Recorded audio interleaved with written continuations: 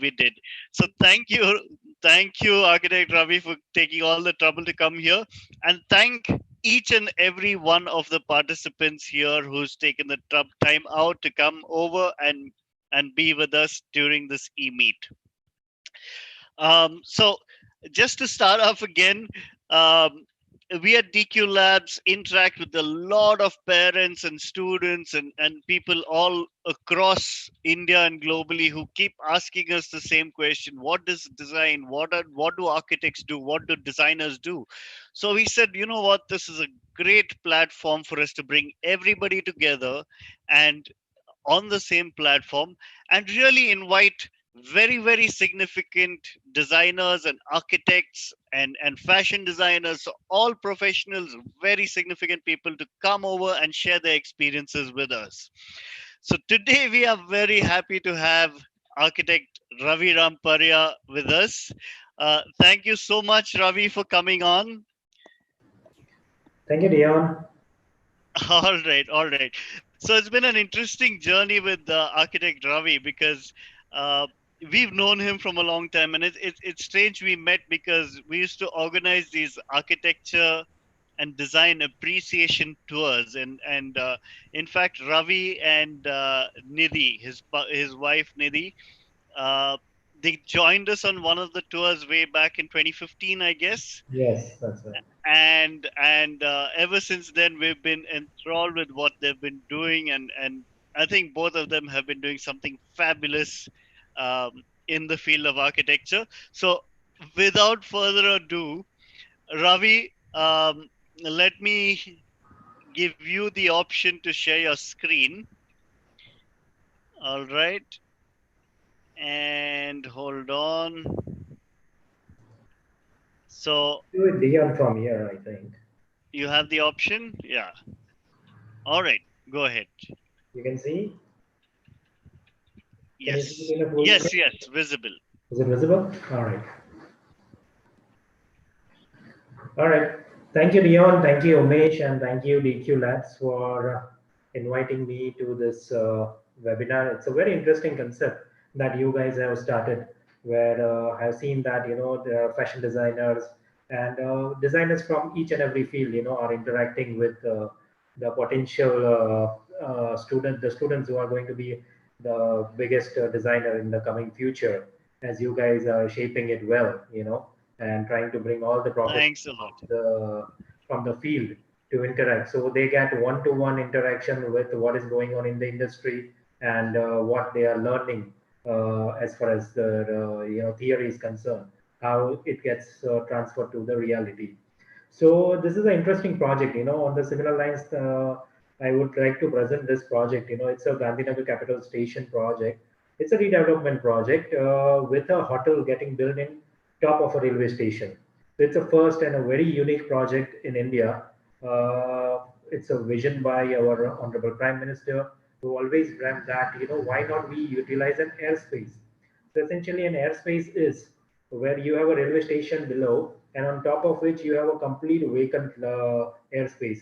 So why not to build? It's not a very it's a very well proven concept in abroad, and to implement that in India, you need that vision. And fortunately, our Prime Minister had that vision, and he this is the pilot project of so many railway stations that are going to come in near future on a similar lines.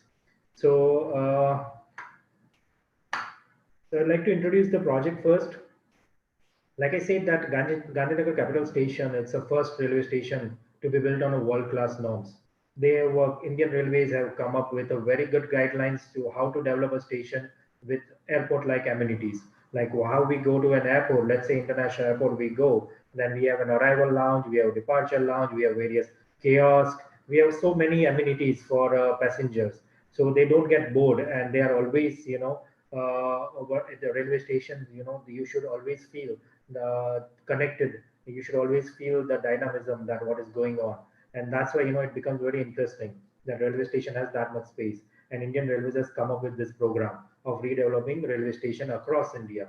So there are almost 800 stations that are going to get redeveloped in a near future. And currently, Gandhinagar is the first pilot project among the other 10 to 15 railway stations, which are also under construction across India. And soon we will be seeing those railway stations taking shape into a world-class railway station.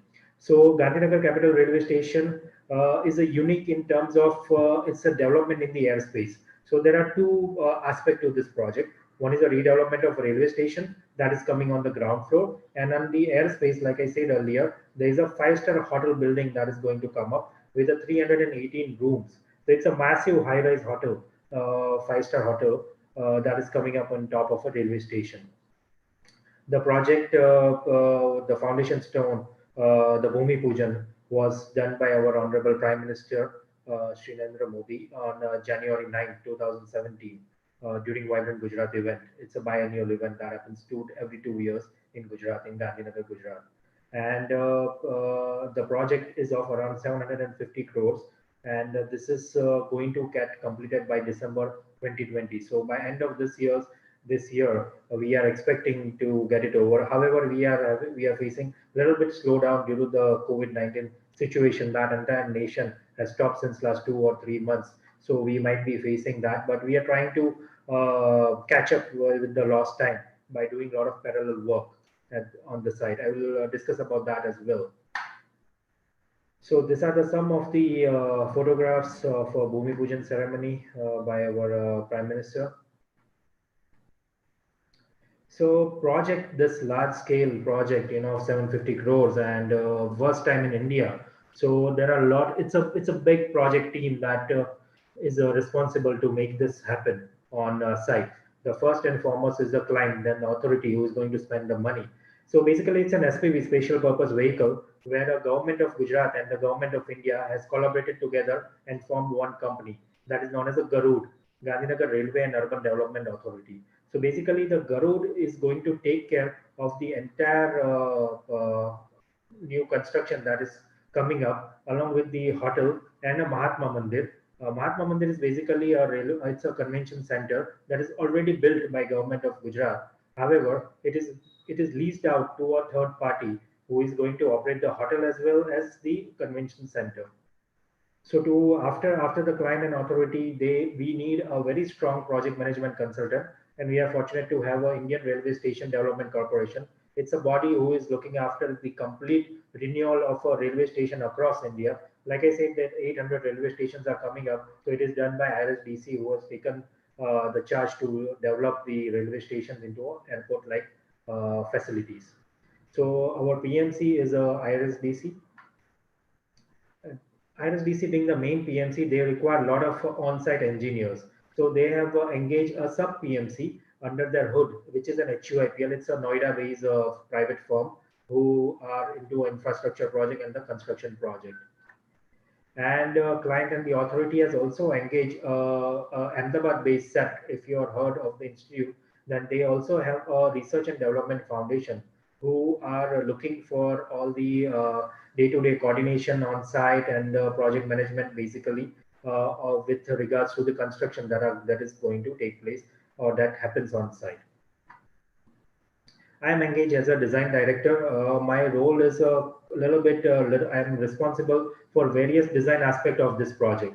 So right from the urban planning, urban designing to the architecture, I am the main head, giving shape to the vision of our Prime Minister, that how it is going to come up.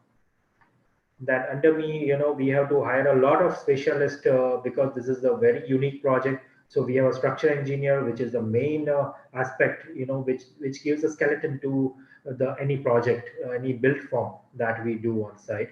So that is a Sterling Engineering Consultancy. They have offices across India, and Mumbai being their headquarters. They have done a lot of challenging projects till now in India and abroad. MEPF engineers and the green building consultant is a Pankaj Dharkar and Associate. They are one of the topmost firm as far as the hospitality sector is concerned to give the services for MEPF and the green building aspect to it. So Pankaj Dharkar and Associate is taking care for both the branch.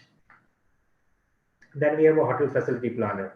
So this basically hotel facility planner is a person who guides who guides that how the number of rooms, what is going to be the inventory, and what is going to be the kitchen, what is going to be the facility, back of the house facility, front of the house facility. So this all aspect, he takes the brief from the hotel operator, conveys to the architect, and he is kind of a intermediate person between an operator, between a designer, who gives all the requirements, and then we have to formulate a plan or a program of how much built up area should we consider for each and every element. After doing all that, then of course the interior designer, which is the main part of any hospitality project or any hotel project, for this magnitude, the five-star hotel that we are doing, we have engaged a Malaysian firm, a design wills, who has extensive knowledge and the experience of interior design for a hotel building, and who has done a lot of projects in India. Then for landscape designer, we have engaged a Singapore-based firm, Borrega and Fernell, who have exceptional skills in doing a lot of outdoor landscaping as well as the hardscape for the project, especially for the hotel projects in India and a lot of places in abroad.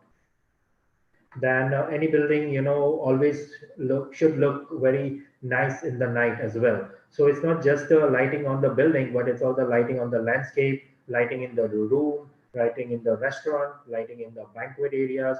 So all this aspect, it always create a very good dynamic and very good user experience if a lighting is good. So lighting design, a project lighting design, it's again a Singapore based firm that we have engaged into it. So basically, I have to look after all the stream. I have to bring everyone together, and I have to translate all their design onto the site. So it's a very little bit of a responsible key role, which an architect or a design director has to perform under the circumstances where there are almost 10 to 15 specialists who are brainstorming to make it project efficient and make it project as much as cost efficient. So the first thing of the project, it's always start from a master planning.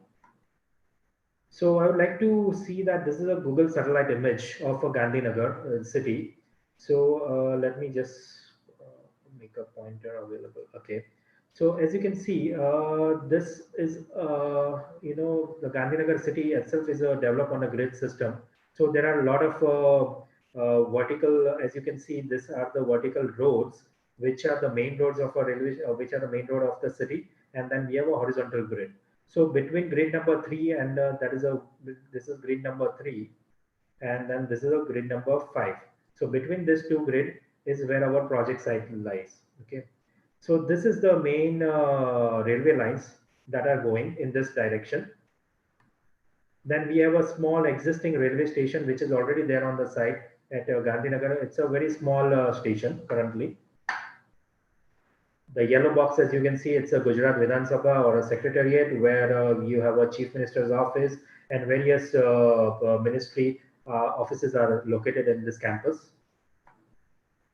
Then we have a central vista or known as a Swarnim Park. So basically, it's a green patch, very just like what we have in Delhi and most of the capital cities of the world. For various state. We have a very green patch that runs along, that converts into a Mahatma Mandir. Mahatma Mandir is a convention center which hosts a vibrant Gujarat every 2 years and a various international and the national level event, big summit that happens all across the year. Then we have a Dandi Kutir that is already built on site. It houses the museum of Mahatma Gandhi during a Dandi Yatra. So during a salt movement that he did, and so the museum is located in Dandi Kutir itself. It's a very beautiful structure shaped in a shape of a salt mount.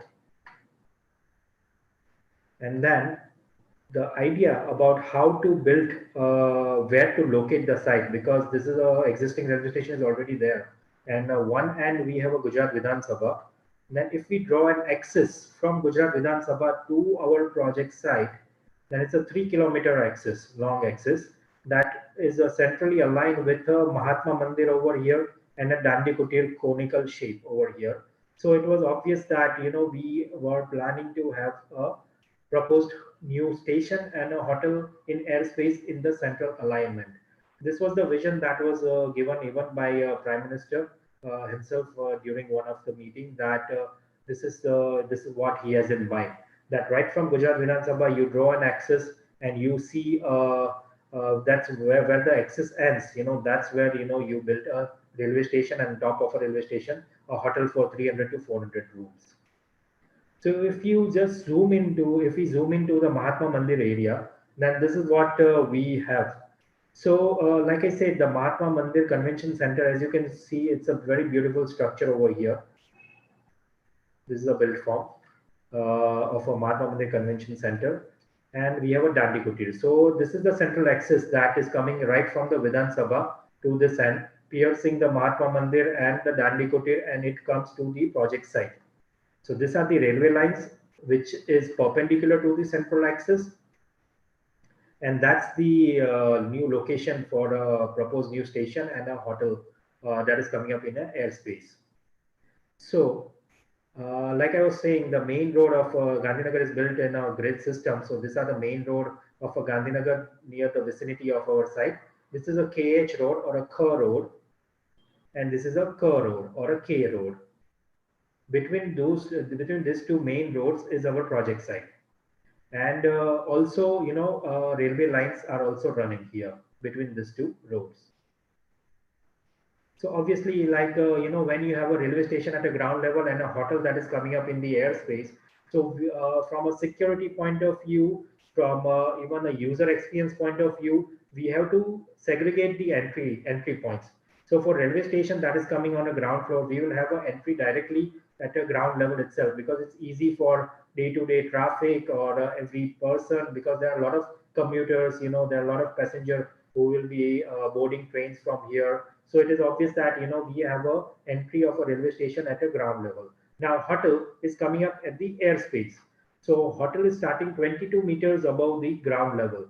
So the entry of a hotel has to be from at 22-meter level from the ground. So how we will connect this, both the entries, that we'll see how we try to resolve this issue. So from this road, as you can see the green arrow from here that has been drawn from the K road, we take a road and we go at a road level, we enter the railway station premise and land to the railway station. We'll see a little bit of closer plan in a short while. And now to access a hotel, we have a one hindrance that are the railway lines. So there are 5 number of railway lines that are running, as you can see in the blue arrows. So if a person has to go, then we have to build either an overbridge or either an underbridge. So an overbridge, always create a visual interference in terms of a hotel that is coming up in an airspace. So it was a very feasible and a better idea to have a road under bridge. So we planned a road under bridge in this section with a ramp going down from here. Okay, and a ramp coming out from here. So we have a traffic from Mahatma Mandir. If you want to go to the hotel, then you take this road and then you go through a road under bridge. Then you have a one rotary. It's a circle, basically to divert the traffic into a various direction.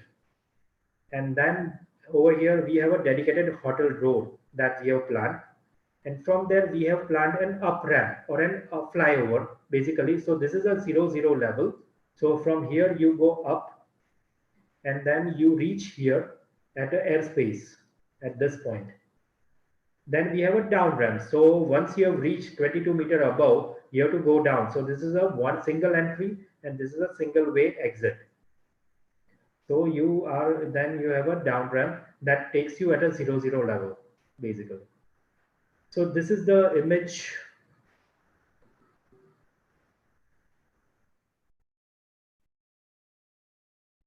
So this is how it looks like. This is a satellite image of in a month of October 2019. So just a couple of months back, 5 months back, this image has been captured on a Google satellite. So what I'm talking about is actually almost built on site. So this is what I was talking about, the road and the bridge. As you can see, it's already constructed on site. You get out this much portion on site. We have a lot of encroachment. So this encroachment is getting cleared. It's almost cleared by now. So now the rest of the construction is already under progress. and this road will go and meet the K road or a K road over here. So you have a city traffic connection from K road to K road via this RUB or road under bridge. And then this is the up ramp that I was talking about. It's already built on site. And then this is the down ramp that I was talking about. And this is the hotel building that we'll see a little bit in detail in a later slide. This is 22 meters above the ground. And you have a railway station over here at the ground level.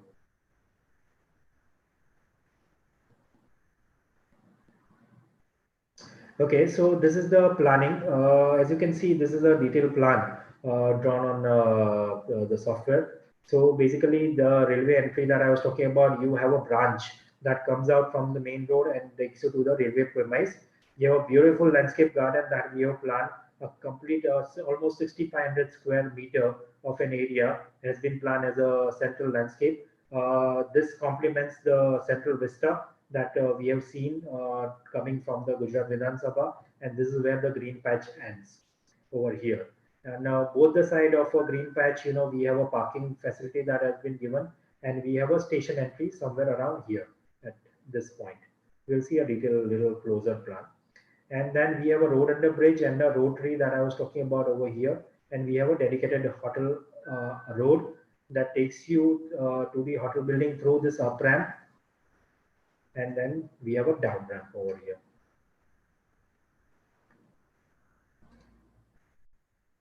So now if we cut a section, this is all we are seeing it's in the planar form. Now if we see in how it looks like in a section, then this is how the entire building looks like. So as you can see, we have a Mahatma Mandir over here. We have a Dandicoted, the conical shaped structure over here, the museum over here. And this is where the railway station is on the ground. And we have a hotel over here in the airspace.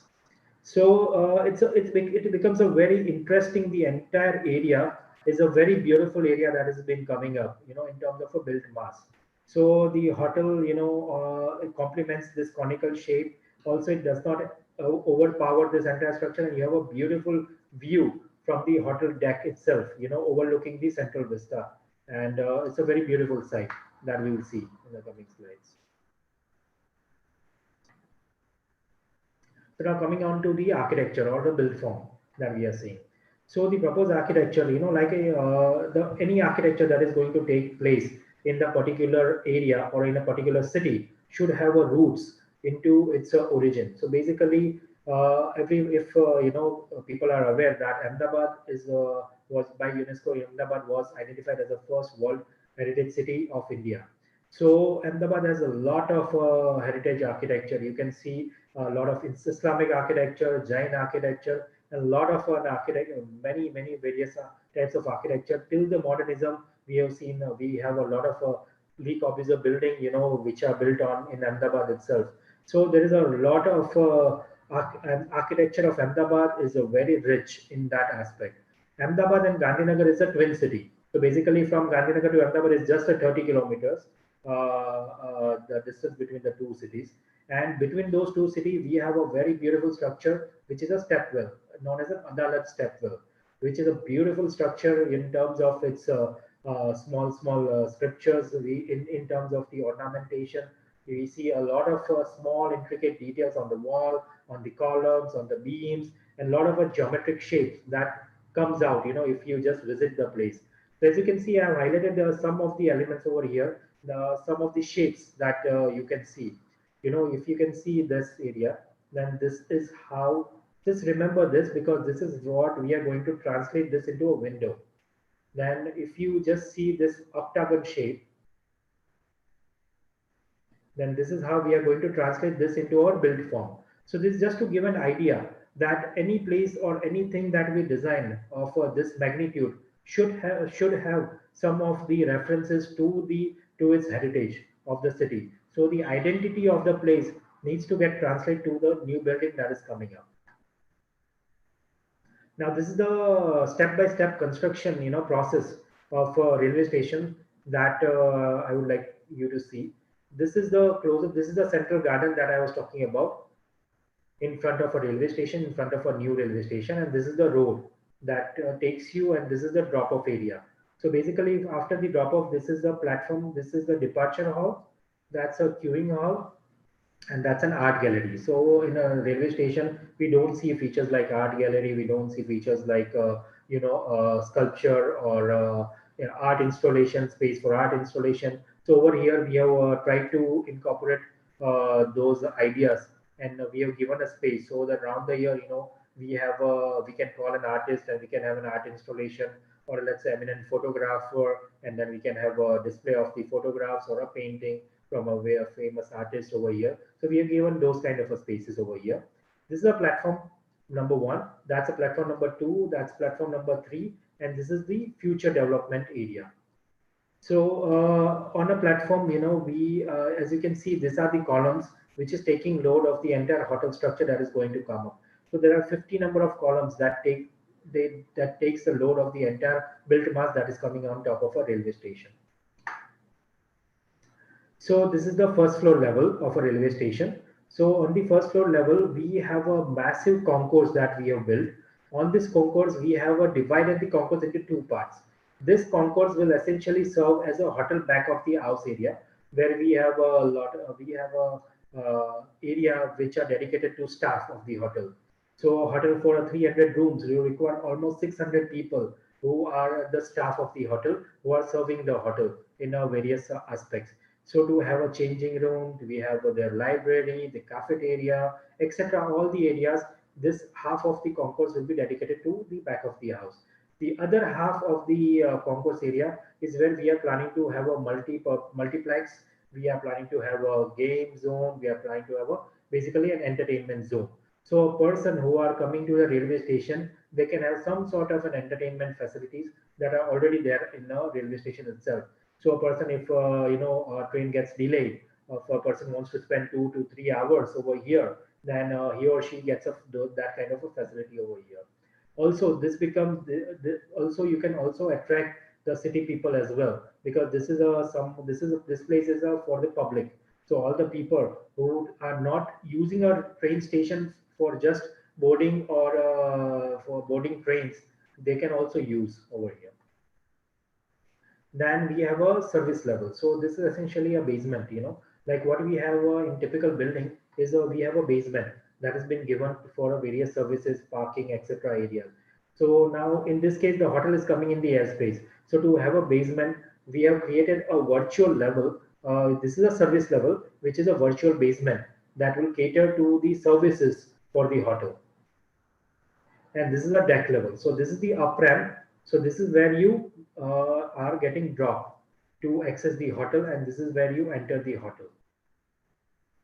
So as you can see, this is a virtual ground of almost 13,000 square meter of an area. So it's a huge virtual ground that we have created at a 22-meter from where the hotel starts. So let's say, we call this as a deck level.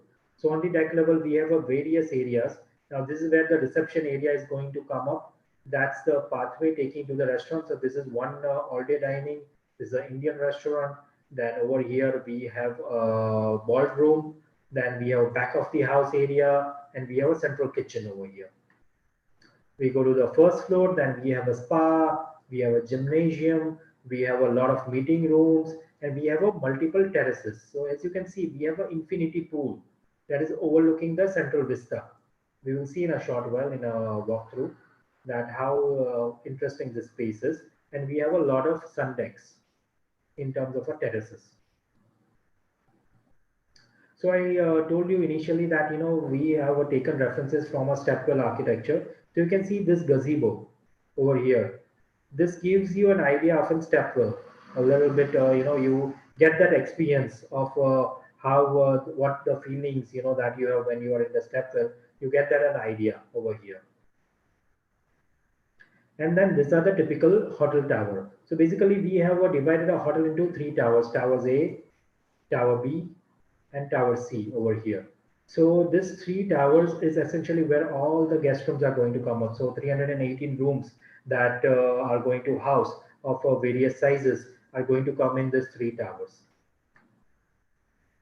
So this tower A and tower B are essentially basically 12 floors, and tower C is a little shorter, and it's a 9th floor.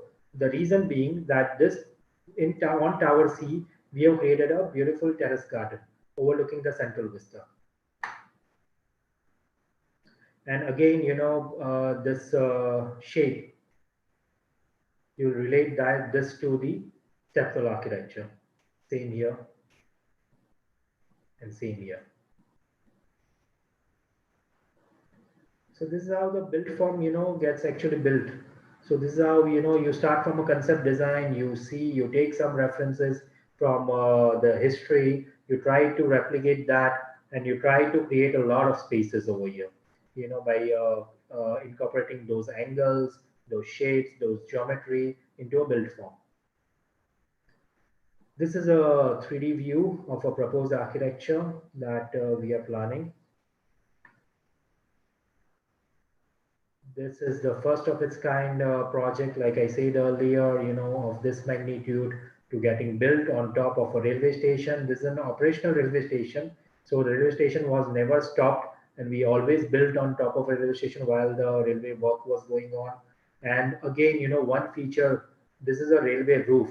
This is spanning 110 meters without any columns in between. So this is essentially a first in India to span to have a largest this amount of span getting covered without any columns in between, because there were a lot of railway lines that were running through. Also in future also there were railway lines that will come up. So it's a very interesting in terms of a structural engineering that we have incorporated all the solution, all the advanced solution that can be done. So the lighting that I was talking about, so this is how it will look like in the night. This is the front elevation of the hotel. So we have used only the white color just to have a minimal wash on the walls. So this area of a building doesn't get any facade lighting because of the privacy, because these are the guest rooms. So we just have these are the public areas at the bottom, ground floor, so deck floor and the first floor. I'll just like to show you a walkthrough so you get an idea. Can you let me know that if you can see this? Dion, can you help me if you can see this?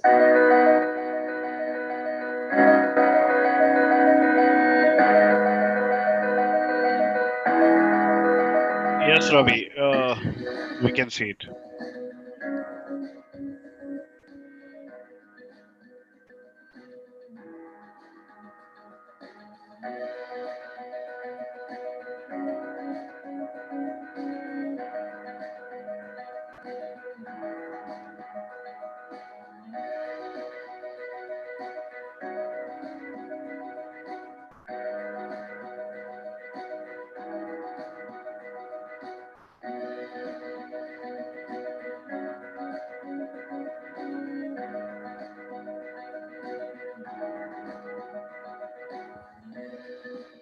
Just 1 second, Ravi. I think I can only see a screen which says proposed development. Could you please replay that? Yes. And now this is how it looks like. This is in a month of December 2019. As you can see, most of the civil work is almost over on the site, and we are in a process to do the interior and the finishing work. So this is the central vista that I was talking Ravi, about. just 1 second. Ravi, if you could replay that video, Okay. because it started, but somewhere it's in between. It's just stuck on the introduction, that proposed development fly through. It's just stuck there. Okay. Could you replay the video, please? Sure.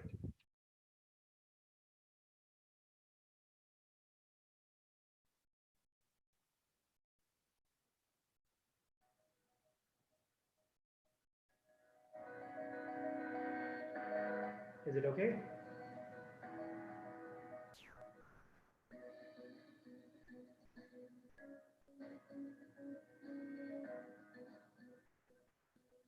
Just 1 second. There may be some lag. Let it play. We'll just see if the lag is being. Yeah, it's playing now.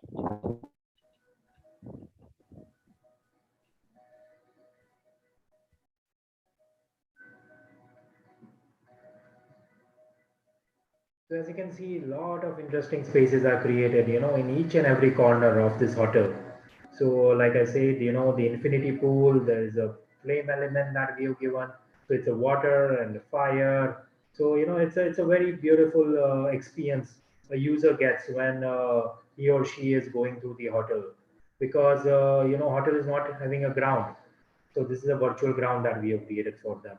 And this is where, it gets translated. As you can see, this is a drone video of a actual site construction that has happened. This is in the month of December 2019. But you can see that a lot of civil work is almost over, and we are continuing right now. We are into the finishing aspect of project. So this is a central vista that I was talking about. You can see the central alignment through a Mahatma Mandir, through the Dandi Kutir, and to the proposed hotel.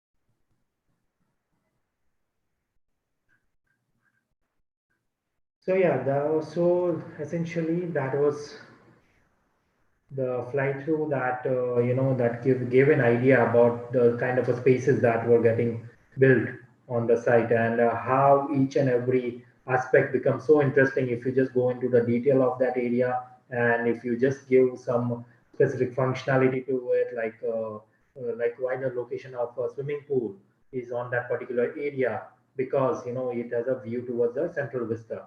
So these are the aspects. So quickly, I will just take you. This is a section of through a railway roof.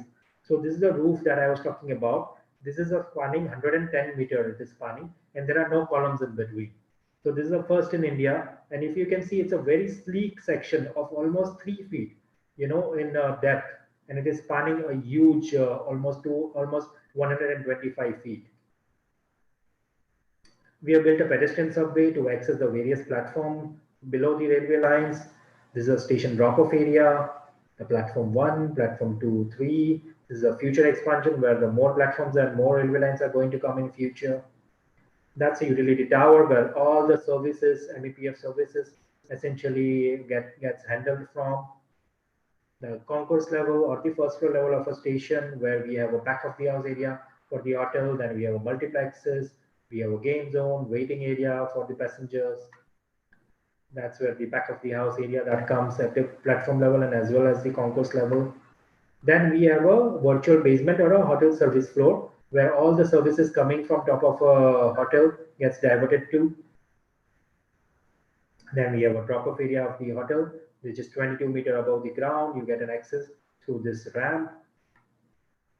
And the deck, which is a floor 0, and the first floor are essentially a public floors where we have a reception, lobby, all-day dining, Indian restaurant, banquet kitchen, spa salon, meeting rooms, gym, terrace garden, infinity pool. Then we have a second service floor to divert the services coming from the guest rooms above to the next level. And then we have the 3 towers, which has the guest rooms.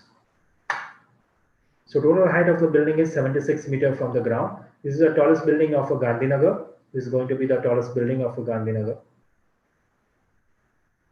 So that's about the architecture. We covered master planning, we covered architecture. Now let's go a little bit into interior and landscape design quickly.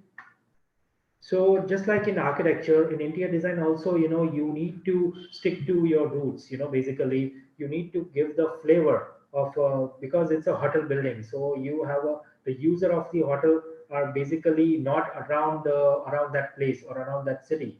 They are coming outside the state. They are coming outside of India, and they are going to stay into this particular hotel. So you need to give a flavor of a local. So that what is Gujarat known for? So there is a, like I said, that there is a strong local context of heritage architecture, as well as you have a lot of colors in terms of a fabric, in terms of a food.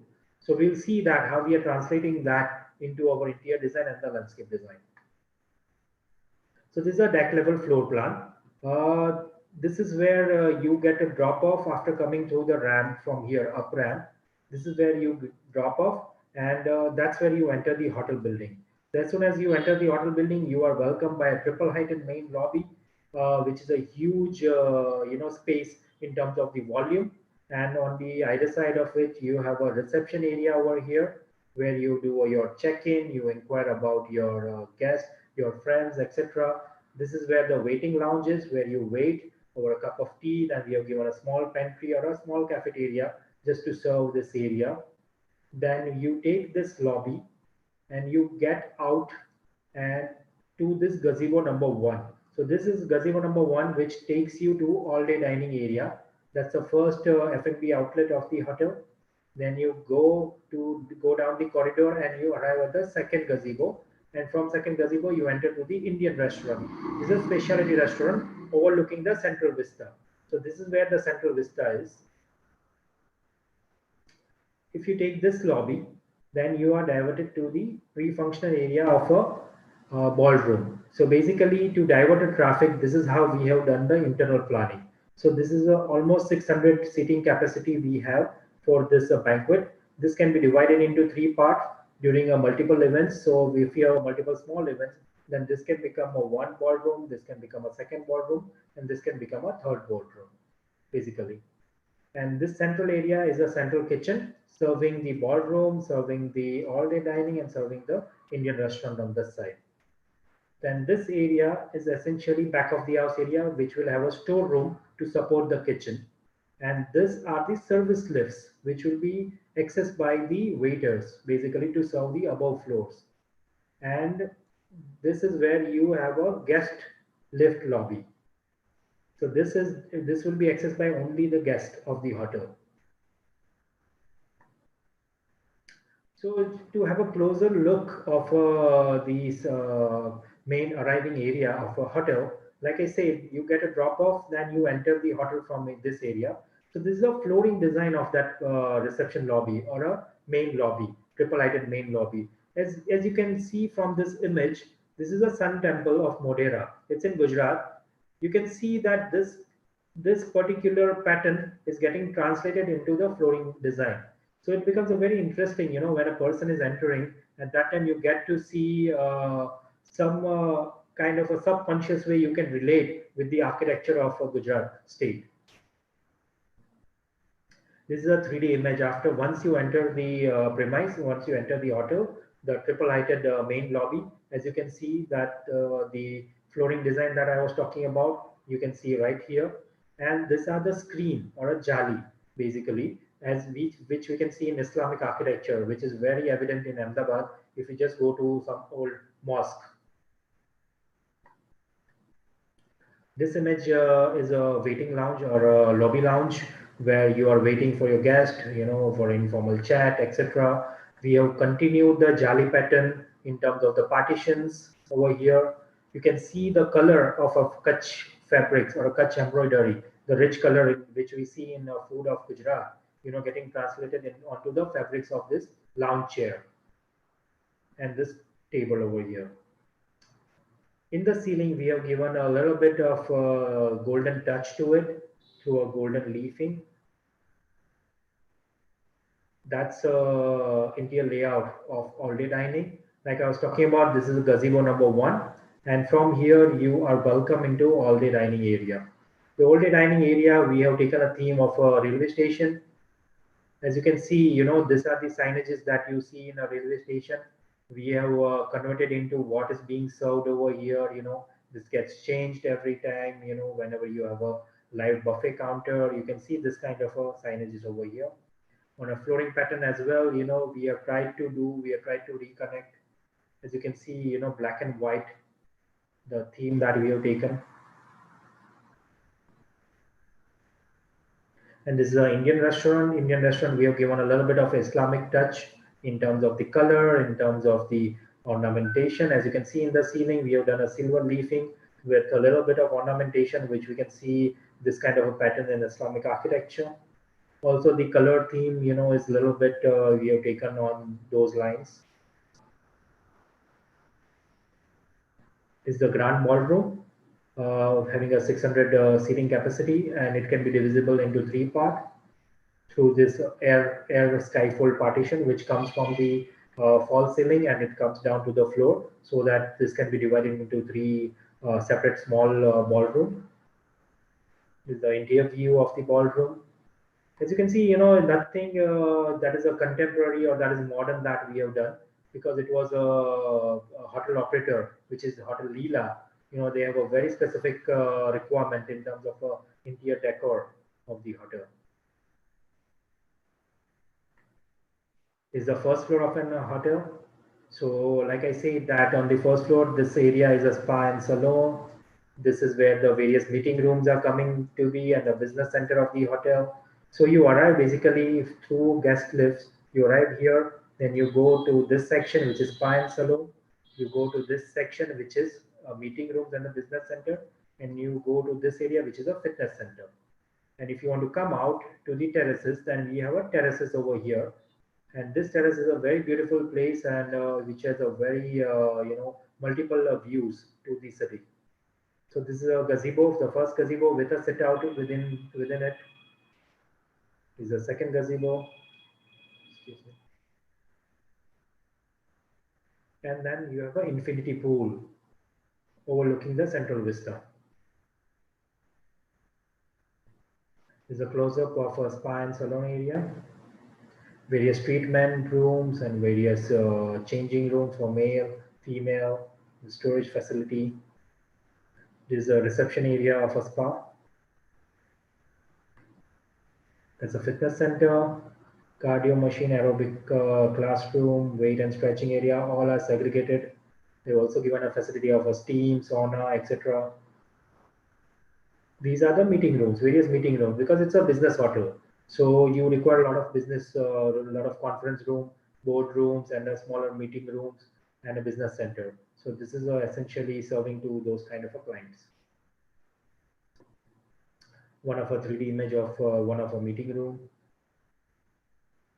Now coming into the top area, which are the guest rooms. So total there are 318 rooms. This is a typical floor plate of a typical floor having a guest rooms. So total there are 43 number of 43 number of rooms that are coming on one floor, and we have such 7 floors that are coming on top, and we have a various category of the rooms. So the minimum category is the basic deluxe king room, which is almost 400 square feet of a carpet area, and then we have a twin room, then we have an executive suite room, and then we have a presidential suites. One close-up of a typical king room and a twin room. As you can see, you enter through a main lobby from here. You have a vestibule area. On the one side, you have a luggage rack, you have a wardrobe, you have a mini bar over here. Then on the other side, you have a 3-fixture bathroom. Basically WC, your vanity counter, and your shower space.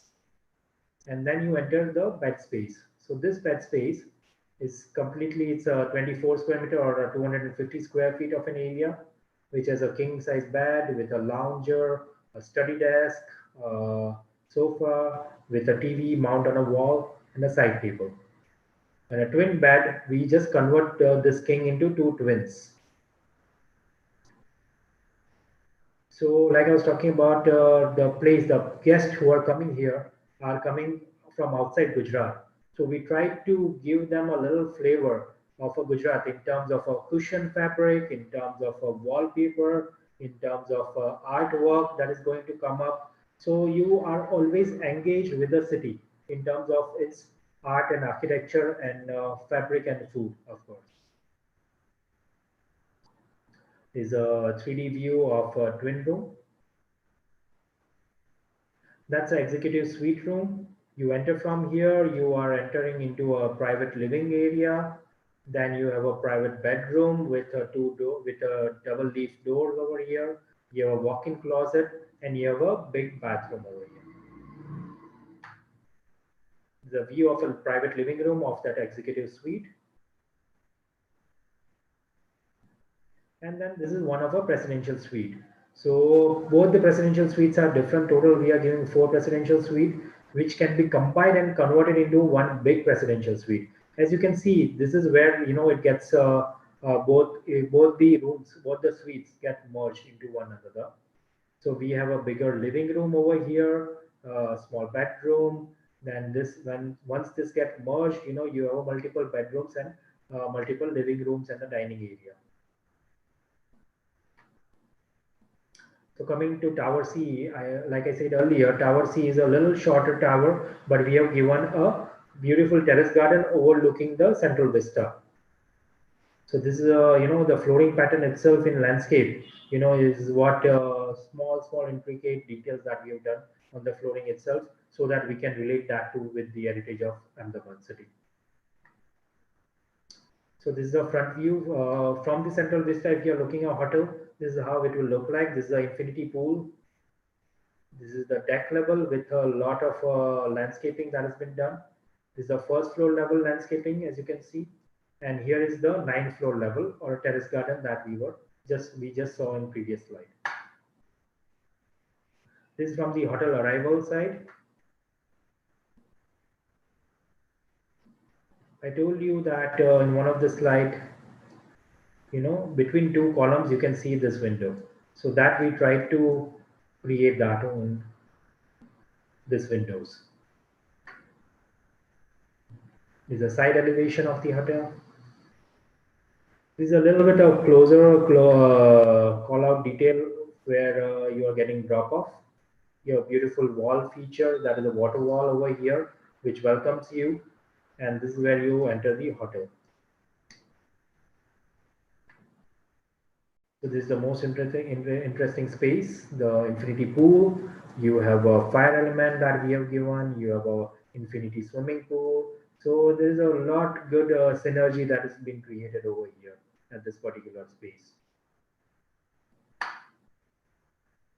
To make this a success project, you need so many contractors who are working day and night on this project. So we have almost 1,000 people on site, construction people on site who are working day in and day out. So we have almost 12 contractors, among which civil contractor, who is a Kunal Structure India Private Limited. It's a Rajkot and Ahmedabad based contractor who is responsible to do the complete civil construction of a hotel and a railway station. Then we have a MEPF contractor, which is a Voltas, who is looking after all the mechanical, electrical, plumbing, and firefighting services. For the room interior finishing, we have PSP Projects, which is an Ahmedabad-based contractor who is also well-known and a famous contractor. Then for loose furniture, we have a Sun Royal, Dubai-based contractor who is supplying the furniture for the rooms. Then we have a public area interior works, which are the fixed interior work like a flooring design, then the wall paneling, etc., which is done by a Mumbai-based firm, Infinity Interiors Private Limited. Contractor basically the agency. Then the back of the house is also another task, which is done by a Solution One contractor. Then we have a complete facade, stone cladding is coming up. Then we have a lot of glass in terms of a window that is coming up, which is taken care by Siddhi Construction. Then we have a swimming pool and a water bodies in terms of fountains, which is done by Flow Dynamics, and the hardscapes, softscapes to be which is getting constructed by DK Patel and Ahmedabad-based contractor. And then we have a kitchen and laundry agency that will be coming up, lighting and luminaries agency, and a public area loose furniture agency that will be coming up in this month or in coming months. Now, the project of this magnitude, where Government of India and Government of Gujarat are very closely involved. We have a day-to-day monitoring, which is done by a topmost level, and we have a very periodic visit by a eminent minister. Like we have a Chief Minister of Gujarat, Mr. Vijay Rupani, Shri Vijay Rupani. Then we have a Railway Minister, Shri Piyush Goyal ji, and that's me explaining the project. And you can see that various point of time we have to report back to the ministry, railway ministry. We have to report back to chief minister office, prime minister office, and all that. So they are very closely monitoring. So it is very unique project in terms of everyone, in terms of its nature, that on the top of a working railway station this hotel is coming up. And to for this hotel, for the construction to go smoothly, you have a lot of NOCs that you have to take care of. So that's why, the people from topmost level are monitoring the project. So it's become very easy. So it becomes very easy for us to execute on site.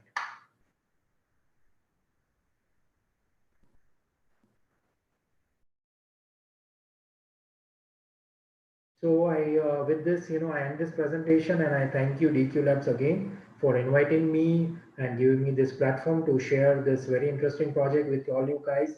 And I also thank my client, which is a Garud, an SPV between Government of India and Government of Gujarat, for giving the opportunity. My PMC, RSDC, HUIPL, SEPT Foundation, SEPT Research and Development Foundation, the hotel operator, the Leela, who is going to operate this hotel, as well as the Vibrant, as well as the Mahatma Mandir Center, for to give me all the support to make this possible, to translate the vision of our Prime Minister into a reality, which we can be all proud of.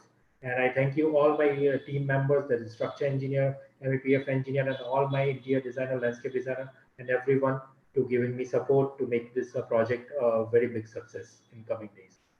Thank you. Thank you, Dion. Thank you, Umesh. So Ravi, are you able to hear me? Yes, I can hear you. Okay, fantastic. So I think it was a beautiful presentation. Very, very awestruck. Everyone's pretty happy. A lot of questions coming in.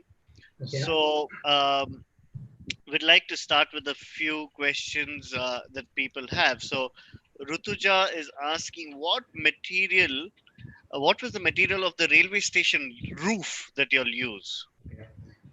That's a very good question. The for railway station roof, let me bring up closer. Okay. So for a railway station roof, we are using a aluminium calzip roofing. So basically, it's this roof is basically where we see is in the airport. So like Mumbai airport or Bangalore airport, we see those aluminium roof. So the same roof or the same material is what we are using over here. All right. All right. And also the foundation. This must have been of a huge scale, right? Like how deep did you all have to go to build the foundation of this? Again, another question asked by Rutuja. Okay. So basically, what happened is that Gandhinagar, the sand itself is the soil of Gandhinagar is sandy. So what we have is that we have to do a pile foundation. So we went piling up to 30-meter depth, so 100 feet below the ground, and then we created a multiple piles. So I will just quickly show you. Uh,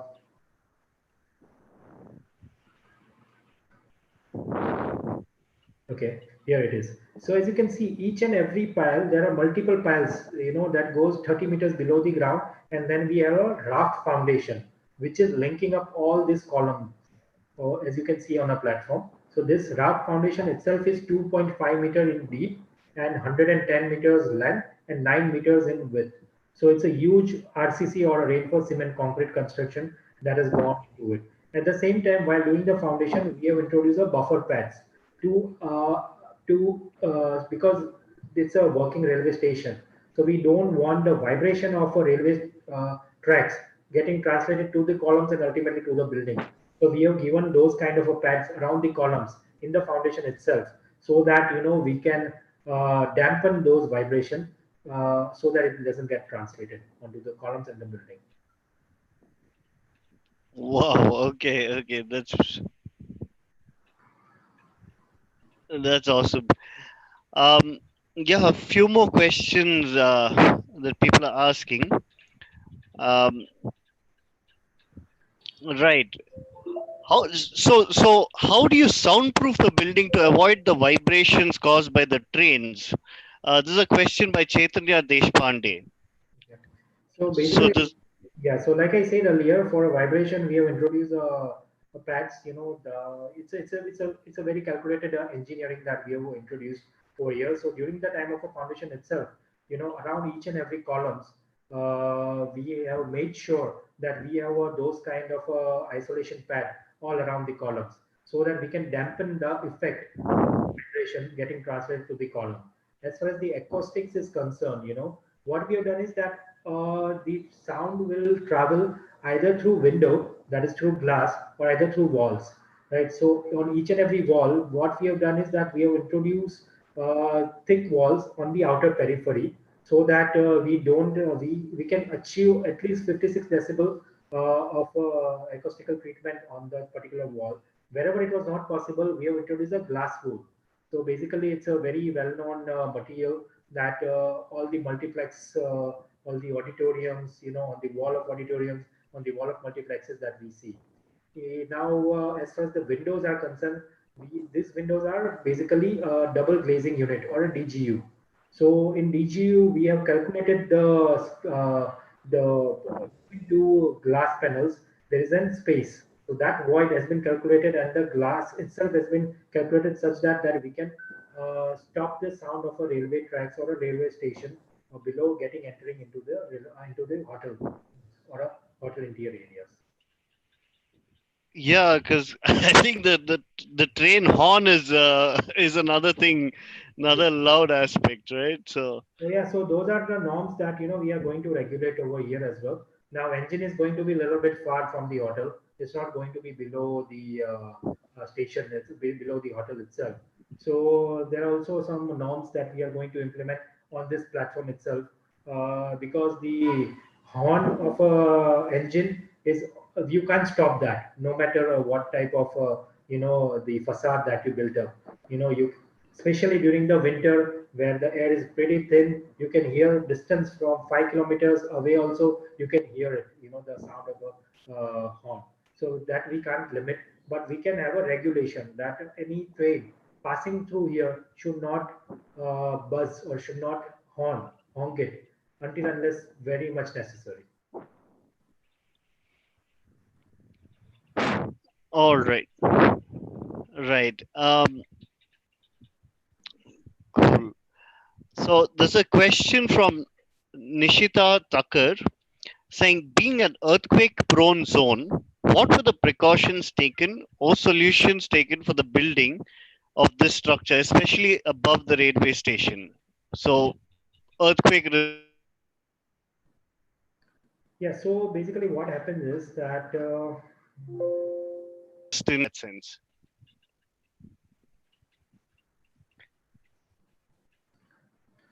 okay,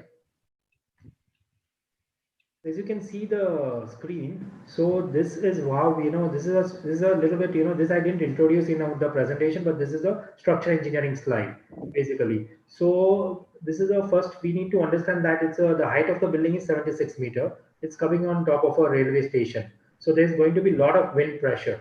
As we can see, unfortunate movements that we are seeing in Orissa and West Bengal in recent days. We have the big massive cyclone has hit the cities, many cities, and so we during the calculation itself we have taken care of a lot of wind loads, and for the worst case scenario we have designed this.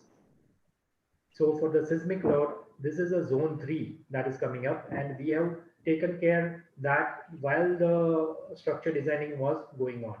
So someone asked the question for the foundation. So as you can see, these are the pile. This is the foundation. You know,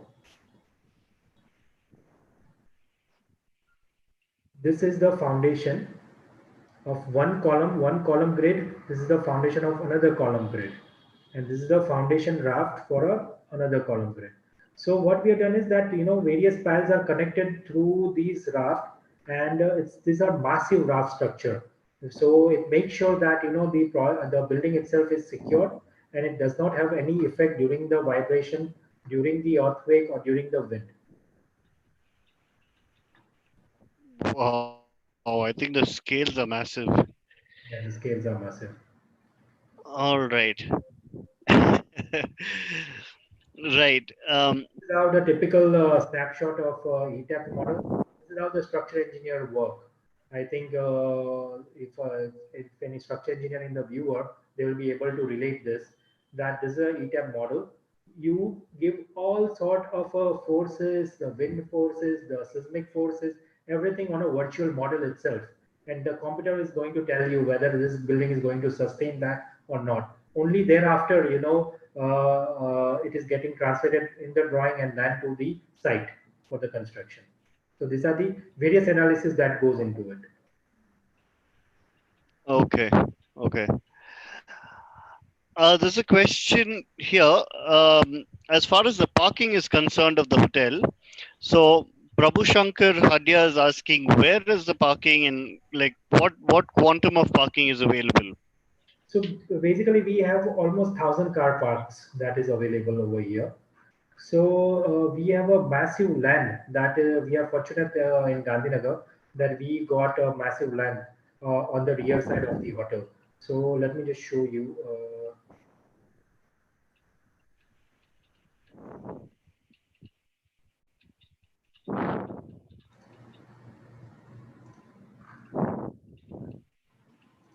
Okay.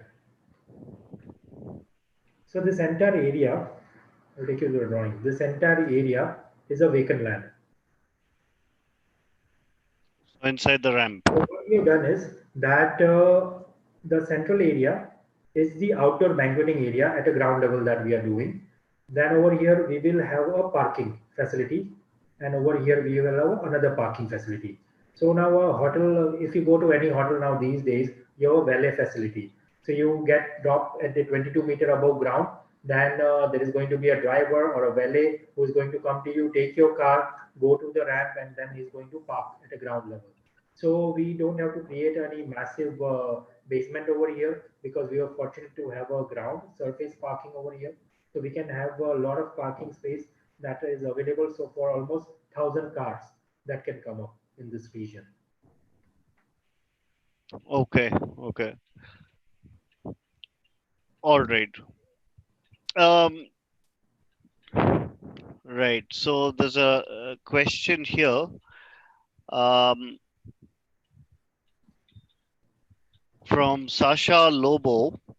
She says, so even though the inside of the building is soundproofed, the guests sitting on the outside of the building, that is in the pool area or the outdoor seating area, won't they would they have some kind of disturbance in terms of the sound, or is there something that's done with that? So basically, it's you have to experience the place. Now, this is where that's when I just discussed that we are going to have a certain regulation as far as the trains which are passing through or through this station, so that they should not honk it. They should not unnecessary. They should not honk it, and they should just pass it smoothly so that you have a minimum disturbance on top of railway station. Again, Gandhinagar is not that a busy railway station. It's not a main. Like I said, Ahmedabad is the main railway station that we have. This is 30 kilometers from a railway station. So this is kind of a suburb railway station. So there are very minimum trains. I think in one day there are 7 to 10 trains is what passes through this station. So there is not much of a traffic that we see over here. But yeah, of course, you have to experience the place. That is something that you have to experience because you're on top of a railway station. All right. All right. So, a couple of questions regarding, say the ventilation. Okay, how's the ventilation for the? No, this is from Rutuja Bankar. How's the ventilation going for the kitchen and the party hall? That's one aspect. The second aspect is from Anaika Ghosh. As it's a high-rise building, do they have a helipad on top, Sorry, or is that mandatory? sorry, I didn't get the last question. Yeah, so Anaika Ghosh is asking, is there a helipad on top of the building? Okay. So, okay, I will take that question first. So helipad is not required over here because Gandhinagar city itself has a helipad just in the vicinity of this hotel. So there is unnecessary, this project was getting costlier. So we thought that, in initial planning, we thought that we will have a helipad on top of it, but it was incurring a little bit, it was coming up to be costly because the railway station, there's a railway station below, then you have a massive high-rise hotel, and then you have a helipad. So there's a lot of load of that particular helicopter that is going to bring. So to reduce that cost, we thought that we will use the facility of helipad, which is just on the ground in near vicinity of this hotel, and from there you can come through car and to this hotel. So that is the question. Now, the regarding the first question regarding the services, I will just open a slide of a services. So, yeah, okay. So for any hotel, there is a massive amount of services that goes into it. So if I just zoom in,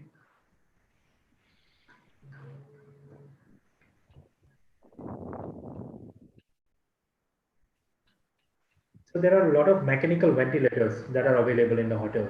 Now, any hotel of this size or even a smaller hotel, there are not much of natural ventilation that we can see. I'll show you. This is an isometric of a services plan.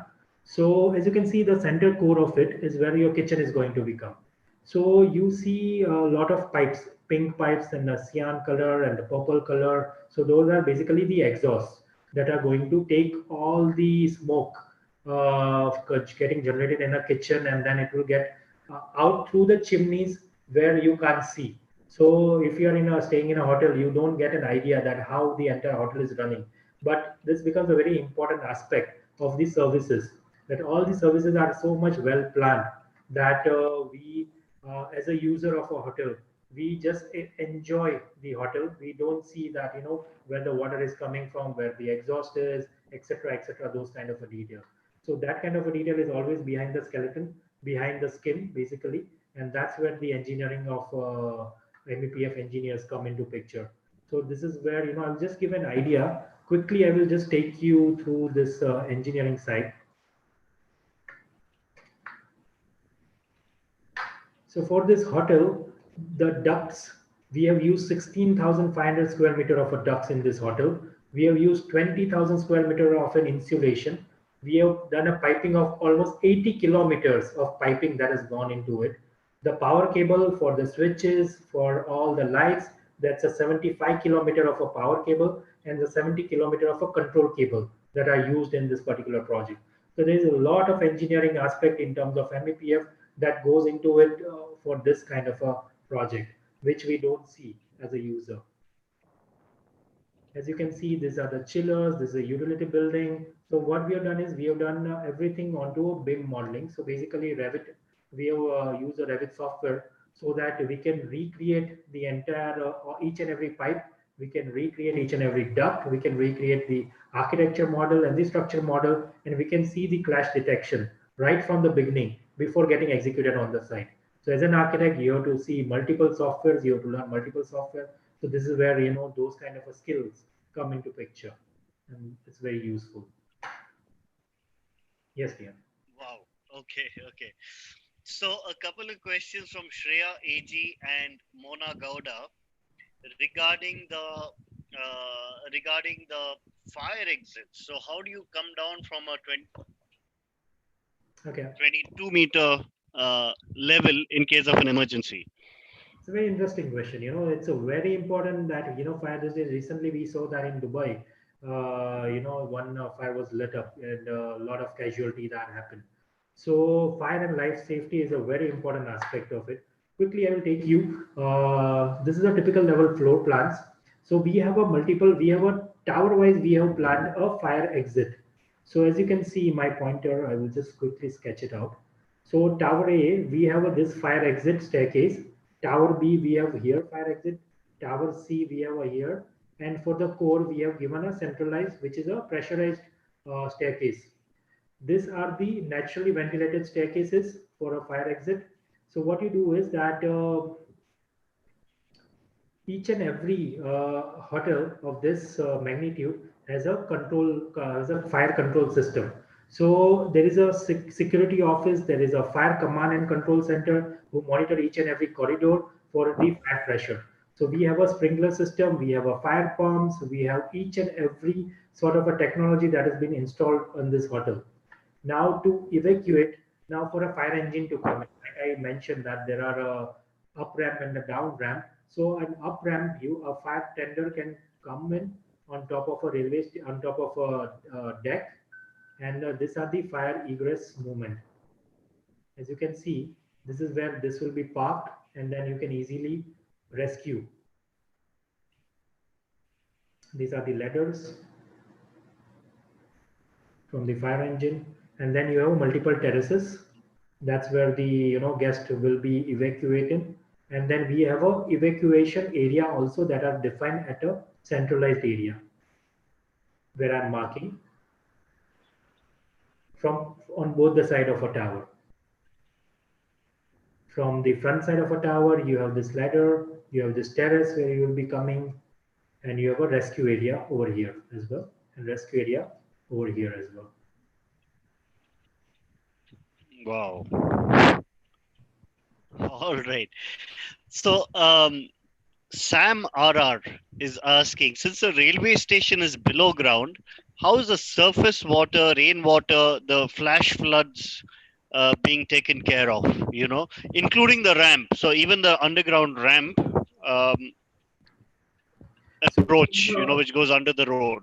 yeah, so we have a pumping system basically installed. Now, railway station is not below the ground. Railway station is on the ground itself because it's a working railway station, which is already there. What we did was we shifted the railway station building to a new location, and we made a little bit bigger railway station. So as far as the railway station is concerned, there is not going to be any issue for the water. Now, for the issue of a road under bridge or a subway, pedestrian subway, we have a pumping facility that are involved, which are installed during the construction itself, so that whenever there is a water clogging that happens, it will pump out the water to the ground outside to the recharge pit, and then it will go again back to the ground, and you will have a rainwater harvesting kind of a system which is already there. Wow. Okay. Right. Um, so Parth Palushkar is asking, what about the service entry and exit for the hotel staff? And also Vivek Kurana is asking about the second exit from the hotel at the time of emergency. Is there like a second level of exit, or that's it? Okay, so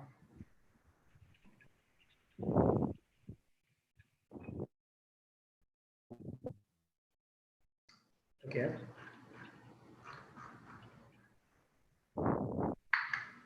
all right. So now for the staff, what we did was that the below level, like I mentioned earlier, that there is a back of the house area that is located at the platform level, which is 00, and the first floor level of a railway station. So that is a 7 meters above the ground level. So all the staff that are coming, they will enter from a ground level over here.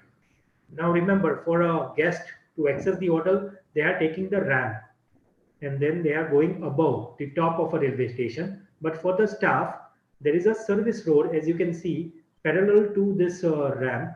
There is a service road which will take you below the railway station and at a ground level, and you can enter the hotel back of the house area.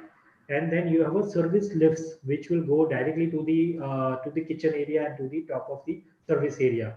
So the staff entering the hotel, changing the dress, etc., won't be visible to any guest, and they will be coming directly where they are required. Now, for the second entry or exit to the hotel, there is only one entry to the hotel, that is the front side of the hotel.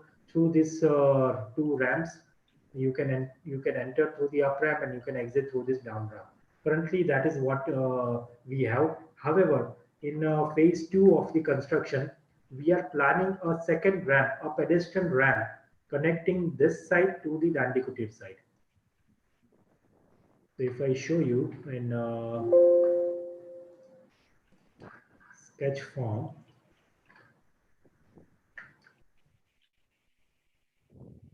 you have this vehicular entry from here, but you will have a pedestrian entry in phase two, which will connect here.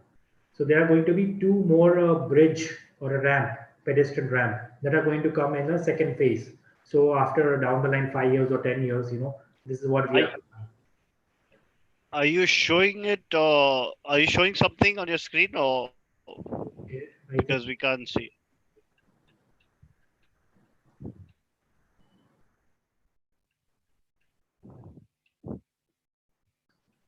You can see now? Yes, now we can see. Now we can Okay, see. sorry. So I thought that I explained. So what we have is that in the phase two of a construction, we are planning two pedestrian ramp from here to here. So these are going to be basically a buggy cart. You know, you have a golf cart and then you can take it, your all the guests, they can come down to the railway station area, to this Dandi Kutir area through this movement. But this is in the second phase, not in current first phase. It's not going to build. Okay, right. So two questions from Chaitanya Deshpande. I'd like to, so the first question is how much time did you take for designing this building? Okay, that's the first question. And the question is how user friendly is it for say people who are wheelchair bound or on crutches and things like that? So how user friendly is it? Okay. What features does it have for the differently abled?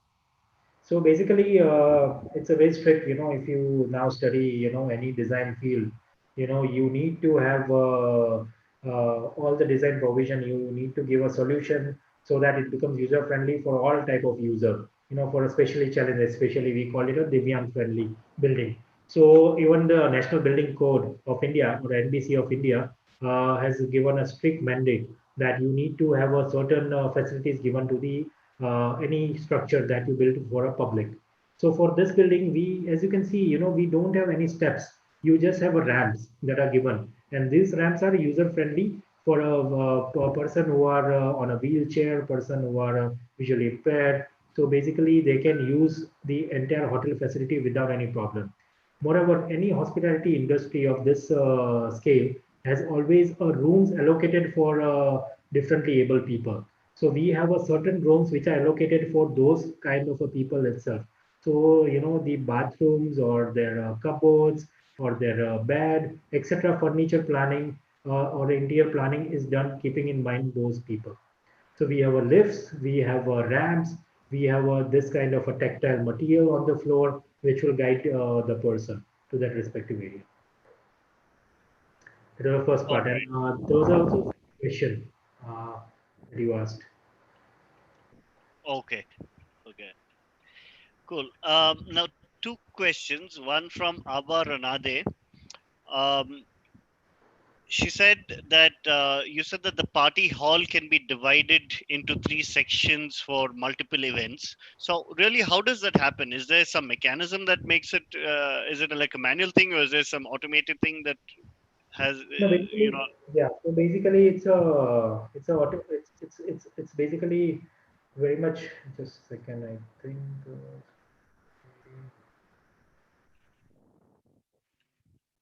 Okay.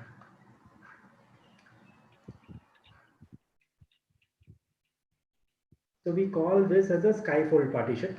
So what happens is that during a time of event, you just have a one simple switch, and it's a totally mechanized system. So you have a massive height. It's in the ceiling, so it basically folds in itself, just like what we fold the clothes. It will fold and it will get parked in the ceiling, and then whenever you want to bring it down, you can bring it down when you want to divide it. That's a one way to do about it. Second way is a horizontal way.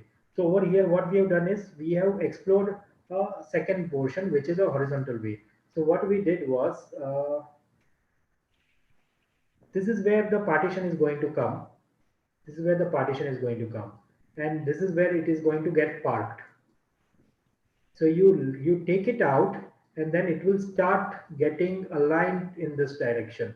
And then you have a vertical wall. So when it is not in used, this will get folded and get parked in this area between two walls. So you won't be able to see this. all right? Is it Also, like for a the manual design, system or an automated system? yes, it is going to be on a manual system that because automatic was a little costly, but it can be easily done. As you can see, over here, it's not visible in 3D, but over here you will have that rail system. Over here you will have that rail system. So from here it will come and it will divide into a wall.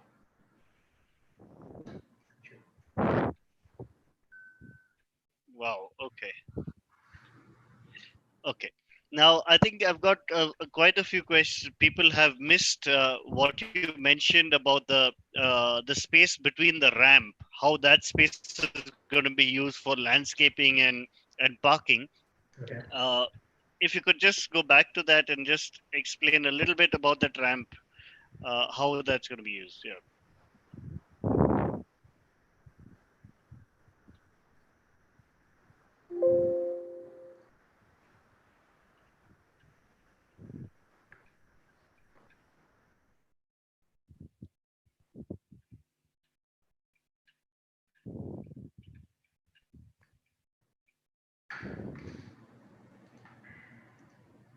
So what we have here is that this is on the ground level. This entire patch is going to get used. This is a massive land. First, we need to understand the scale of it. This entire land is almost 1 lakh square meter. So that is 10 hectares of a land, which is a huge amount of a land. Okay, and this is divided into three parts. So from here, the guests who are going above, they are going to take the ramp and going above. Now, those who are entering to the ground floor banquet area or outdoor banquet area, they are going to enter from here. On either side of it, we have a service road. From here, you can enter through this parking area. So this is what there is a one parking area here. There is another parking area over here, and then there is a third parking area on this side. So this is how the traffic is being segregated. Now, once you take your car, go to the deck level, then there is going to be a valet who is going to take your car, going to come down through the down ramp, and is going to park your car over here. Then we have given a two elevators on either end of a deck, which will take you to the deck level. So a driver then take the elevator and then will go to the deck level. Okay. Okay. Right. Um, Yeah, so Anaika Ghosh has a question about the ramp again. So with such a large ramp, with so I mean, and quite a steep area, won't there be a water flow in case of a rain? All right, which will cause problems for vehicles coming up in case of heavy rain. Now, see what happened is that vehicles are coming down. Now, if you can see my 3D over here, on the screen, you have these pillars. So what happens is that along the side of a road or a ramp, you have a small outlet for a water, to pass through, and then you have a service pipe that is hidden in this column itself. So the water won't go on the surface itself. Water will run on the surface, but it won't be that much amount of water because some water will be getting outletted by this pipe to the ground through this column at a regular interval. So there won't be an issue such. Because All we right. experience this like what we have in Mumbai airport, you go to T2 airport, then you have a arrival and the departure level, you take that flyover. It's a similar kind of an experience that you have here. It's a very beautiful experience. All right.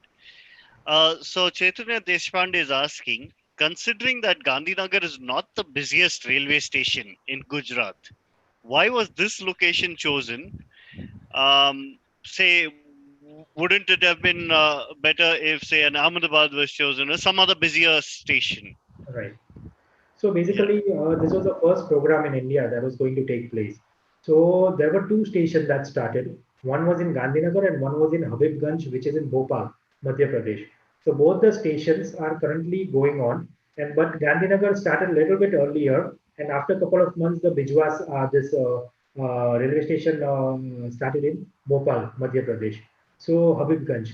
So Gandhinagar being a pilot project, it's where you get to learn many things because it's not a busy station. So you get to see that so many challenges happens.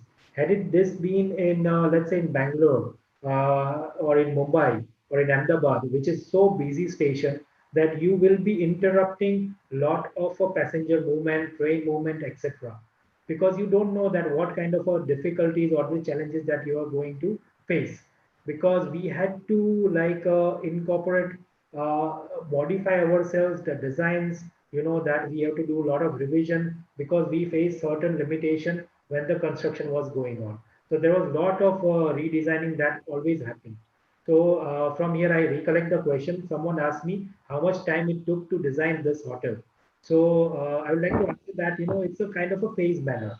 The initial phase took around 1 year of a designing to arrive to this concept, to finalize this concept. And then there were a lot of iteration that happened over the period of time.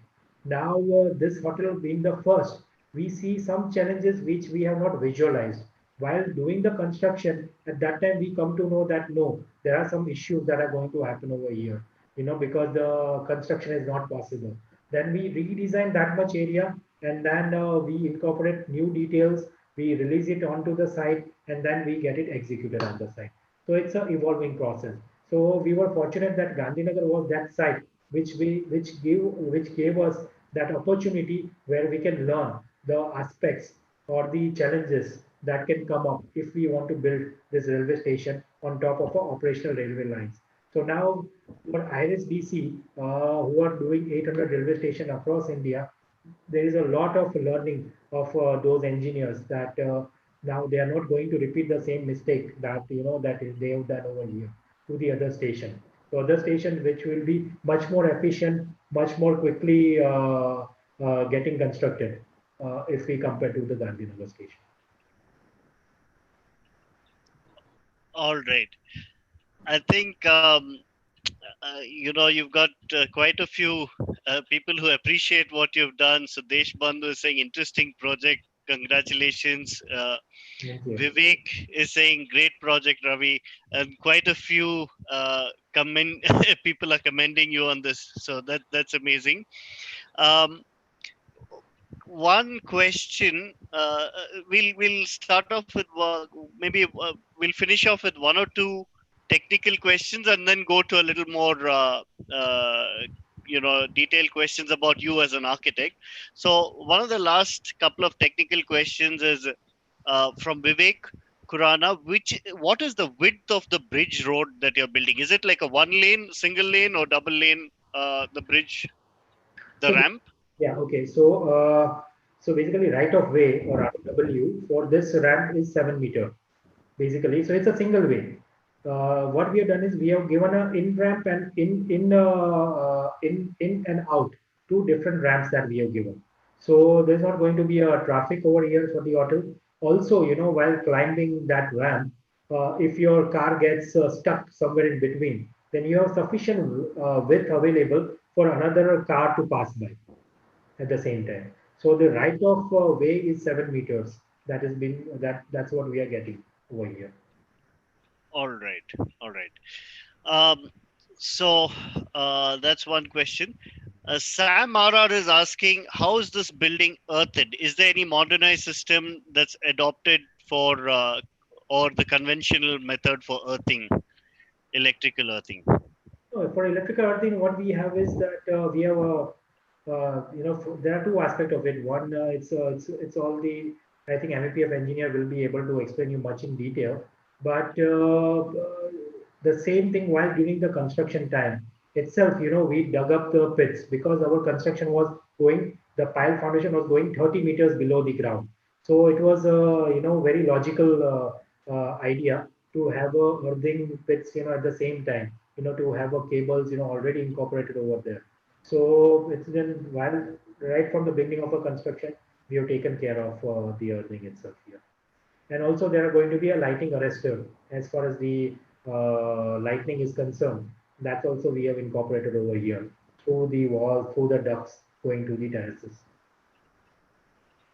All right. All right. So cool. So now we'll get into a little more detail about your journey as an architect. So could you tell us how you started, how you got interested in this, and how you uh, grew from a student of architecture to handling India's first modern railway station? I mean, it's a beautiful journey, and I'm sure you would have had a lot of experiences. Yeah, thank you, Leon. So basically, it's a simple, in back in 2007, I graduated in 2007 here in Rajkot in Dubai Farooq School of Architecture. And after that, I was interested in doing films and animation, like visual effects and the animation part of it for films and television. So then I pursued that aspect or that hobby rather and went to Vancouver. And while I was in Vancouver, I completed my post-graduation diploma in 2009, got back to India, worked on a couple of big production house. But I always felt that I'm more drawn towards the architecture, more drawn towards making, seeing what I am designing getting built on site. So then in 2010-11, I started my practice over here in Rajkot, and then started growing up, step by step, with small residential projects, then to a township, then to commercial projects, and to this massive project. Now, it's a very interesting, part of this project that, in one of newspaper I saw that I read an advertisement from railways that they are planning this railway station in Gandhi Nagar, and on top of railway station, they are going to plan something of this magnitude of a hotel, some of this project. It was a competition project and a bidding project by a government. So, I came across this. I had no idea that, this is going to, come up, but I just say that, let's try. I discussed with my, colleagues over here, with my wife and everyone. They all supported me. They said that, oh, yeah, we all should try and let's pitch it. Let's give our best and let's see, where it ends up. And fortunately, among the, various architecture firms across India, we won the bid of this project and it fell into our lap. And we are very fortunate that, that it came to us, which gave us a chance to shape the vision of our prime minister, the dream of our prime minister, to give that proper form to it, to justify it, and to make it a truly landmark project of not only for Gujarat but for India, the first of its kind. So that's how it started. So way back in 2015, if you remember, during our Italy trip, we were discussing that we are engaged into this role. Those were a very initial stage. So the journey of the DQ Labs. I'm also thankful to DQ Labs that we went to Italy and we saw some station by Calatrava. We saw some station by in Rome. So those were the some of the images constantly in back of my mind, which started giving me ideas about how to go about it. What should we do? In one of the station we saw that there was a railway station map in a braille format, so even a blind person can just go through the map of a railway station and then navigate himself in the station. So I remember that. So I took that idea and I want to translate that into onto this railway station as well. So we will see that that aspect of it is getting translated over here. So I thank you DQ also, I Dion and Umesh for facilitating that kind of a journey in Italy. It's a very remarkable, to me personally, from exposure point of view. Thank you so much, Ravi, for that. I really appreciate that. And also, I think another thing I noticed is how in when we went across Italy, how they incorporate the surrounding flavor, the cityscape is really absorbed into all their designs, and I see that you've done a beautiful job with this as well. Capturing the entire, taking the inspiration from the city of Ahmedabad and Gandhinagar, and incorporating that in your design. I think that is brilliant. All right. Um, right. So another question that's here. Could you please tell about? Could you give some advice to architecture and design aspirants? What really they should be focusing on before they join design school, during their design school, and post their design school. What should be their path? It's all about creativity. You just have to be open, don't come with a preconceived idea or preconceived notion that, this is what architecture is, this is what designing is. Just come with an open mind and just, open up to all the design fields. Don't think that, I'm going to be a architect, I'm going to be an interior designer. If you love designing, then the sketching is the first part of it. Try to translate your ideas onto a paper or onto your computer. You can learn a many software, like during my times when I was studying architecture. I think, me and a couple of other students, we started bringing 3D AutoCAD. At that time we didn't have a SketchUp and etc. We used to do 3D modeling in AutoCAD and we used to translate that, through in the Max, AutoCAD Max, and etc. to into our projects. So it's ultimately, like what you think needs to get transferred, needs to get communicated to your professor, to your colleagues, to your friends, etc. And the sketching, learning new softwares, these are the, most essential skills that one should acquire. And obviously, you should always be open to the inspiration that you see in day-to-day life, into other architects' building, into your historical building, and you should travel a lot. Traveling gives you a lot of exposure, and that's why the trip of Italy is so much memorable to me, because the kind of an experience, the kind of an exposure that I got is immense. So that will always help you. So travel a lot, keep a hobby of sketching or learning a 3D software, be open to creative ideas or creative discussions with your friends, with your family, with your colleagues, with your professors, and you're good to go. I think, ultimately that's the formula. You should always be open. That's the formula. All all right. Thank you so much. That's amazing. We have a question here from Dr. Hema, who wants some career guidance advice uh, for a student. Okay, and the question is, for a girl student, good in art and creativity, interested in interior design as a career, which is a better path, BArch and MDes or BDes and MDes? All right. So I'd like to just build, take a perspective that I have on this, and then of course we'll give it to you, um, Ravi.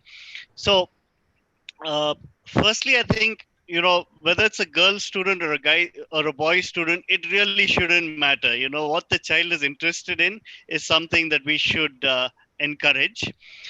Secondly, good in art and creativity, of course, that would be amazing if they have that, and as an interest. Uh, BArch or MDes, BArch plus MDes or BDes and MDes, a student going from interior design, interested in interior design, should they take BArch and MDes or BDes and MDes? What would you recommend, Ravi? So basically, like you said, that there's nothing like girl or boy and in this field. It's a creativity is what matters. You have a fantastic designer, a woman architect, like Zahadi, like we saw in Italy.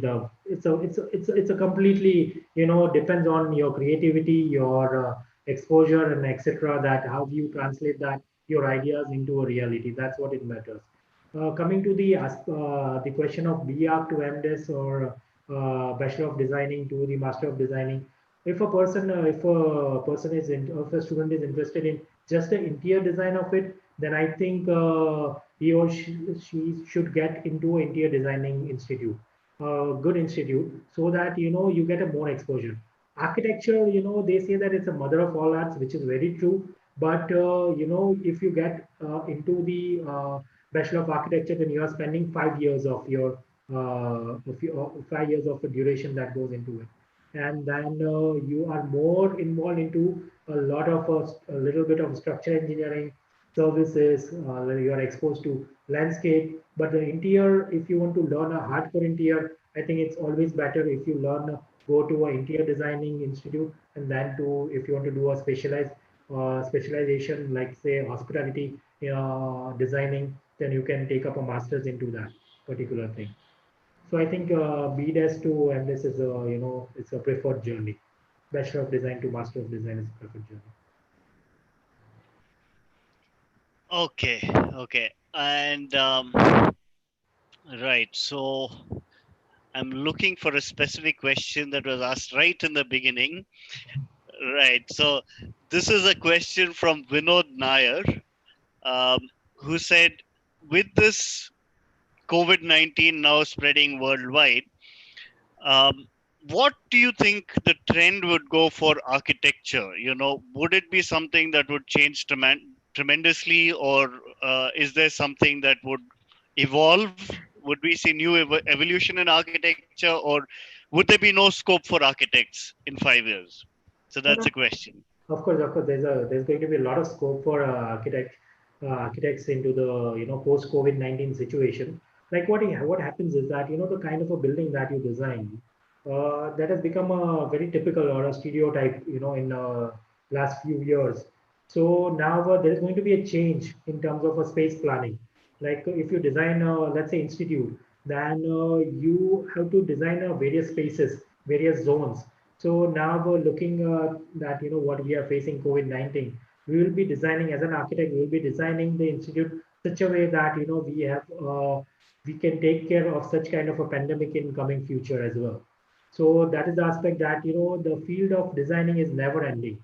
You always keep on learning each and every day. You see this challenge, the what we are facing right now. We learn from that challenge and we come up with a solution, and then we translate that into a space planning that we do later on. That's why it is known as a practice, because you keep on practicing every day to make your designs better and better day by day. The scope of architect is obviously going to get a little bit slow in initial years post COVID-19 because of financial crisis that we see. But again, it is an evergreen field. People will require architects. People will require a designer after 1 or 2 years. When once we achieve a financial stability, and India is one of our fastest developing countries, and India is where you will require the designers to be.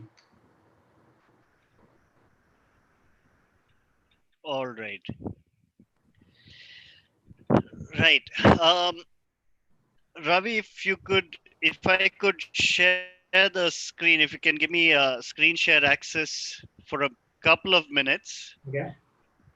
Yeah, I would like to just brief everybody here a little bit about DQ Labs. Umesh, could you please give me, Ravi, you'll have to give me screen sharing access. You're the host, so you'll have to give me screen sharing access. Okay.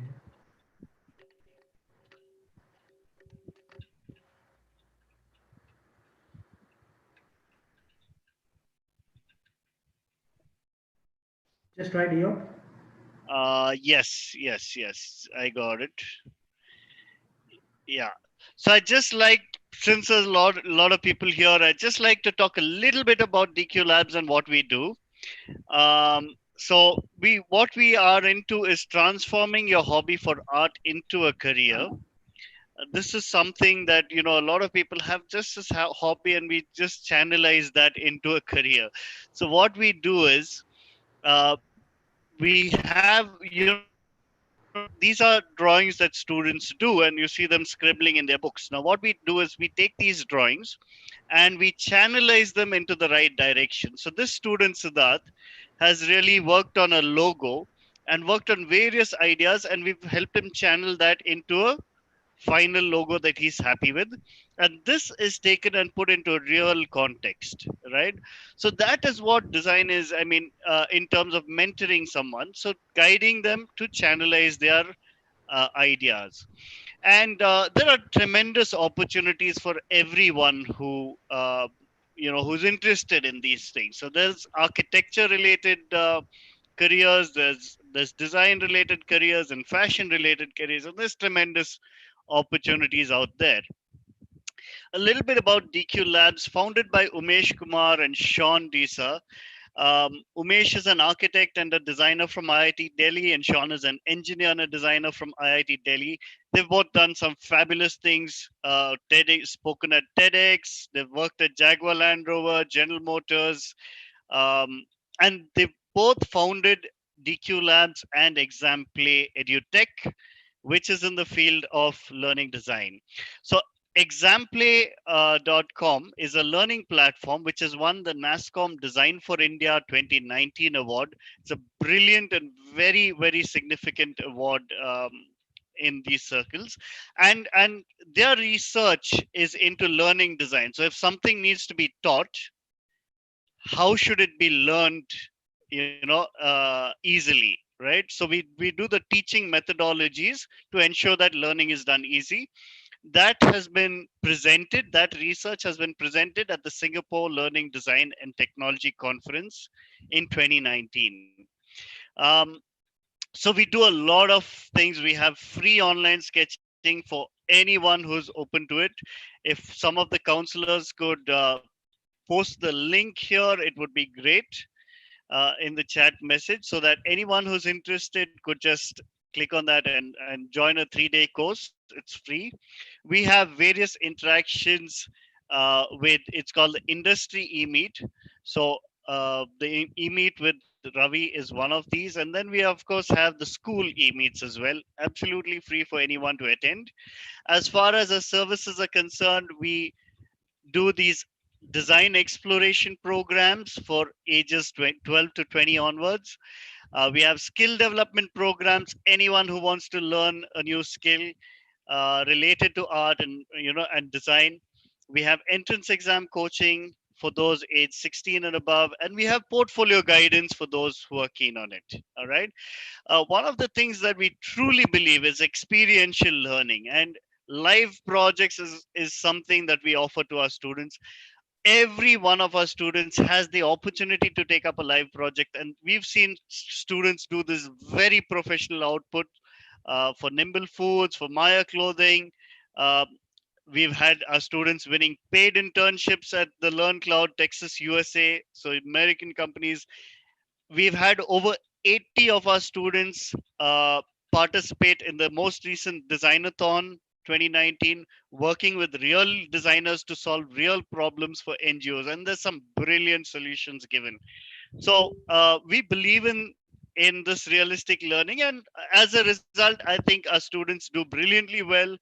We've had the top 4 ranks, or the first rank in 4 disciplines for NID 2020. Our students have done well in NID UG and USEED, and over 100 students have cleared NIFT. JEE paper 2, which is for architecture, we've had a 99.92 percentile. So anyone likes us, please like us, please follow us on DQ Labs, on Instagram, on Facebook, look us up on Google, give us a review. That makes us very happy. Okay. And if you feel the need to get in touch with us, please reach out to us on, um, to any one of our counselors, and they would be happy uh, to share this, to give you whatever help you would require. Okay. Right. Ravi, I think we are almost done. It's 6 o'clock, Wonderful. and I think it's come to an end. It's time to end the session. It's been a brilliant session. We are so happy to have you here, and I know Nidhi is at home looking after your child, and you're truly an inspiration. Both you and Nidhi are a true inspiration to all the kids here, because what you have achieved from 2007, you finished your architecture. Within 2015, you were working on this project. Within 7 years or 9 years, um, you have achieved a tremendous amount in this field of architecture, and that should be a true inspiration to all the students here. So thank you very much for being part of this. Thank you, Dion, and Umesh. You guys have been always like good buddies. Like we were planning a trip to Spain later on, but now everything will get delayed. So, but you keep on continue that because you never know that what helps, how that will help someone. And it came to be because I was that project was just landed, and at the same at that time only the Italy trip happened, and I got so many case studies that I can do in Italy by studying the stations over here. So you never know that what will be, how and when it will be useful to an individual. So I will request that DQ Labs to keep on continuing those kind of journeys to Spain, Dubai, and Italy that you guys are doing. It's a fantastic, and I would love to come up. Yeah, me and Nidhi, we both will love to come, along with our little one, in the next trip wherever you plan in the coming future. Thank you again, lads, for inviting me to share my this project. And yeah, definitely we'll make a site visit once it's completed. We will, if you guys are interested, then we will plan it here in Gandhinagar, and then we'll see that what it is, to experience live on site itself while the construction is going on. So do plan, and we will love to welcome you all. That would be brilliant. That would, so as soon as the lockdown opens up, I really want to get my 2021 students to come there and see this. It would Definitely. be a brilliant experience. Because we see so many students, from SAT, from Rajkot, So a lot of engineering students from Mumbai, everywhere they are keep on visiting along with their faculties because it's a case study. It's a first in India, so you get to see that, live here while getting constructed. Just to give an idea, the beams where because the columns of the hotel are not getting transferred to the railway station. So we have a transfer beams. So the depth of that transfer beam is 7.5 meter deep. So those beam are 7.5 meters. So that is two floors, two and a half floors. So those are the beams which is taking load of a hotel. So it's a massive, I can't just describe in words, the experience that you get while you are on site. So it's a must visit. You should definitely plan with your students, and we will welcome you here. All Thank right, and we'd love to have Nidhi here on one of the e-meets because she's an inspiration for all the women uh, or the girl students who would like to pursue architecture as a career. We would love to have Nidhi there as well. you. Okay, Definitely. right. Thank you so much. Thank you so Thank you, much. Umesh. Thank you. Thank you. Thank you. Goodbye.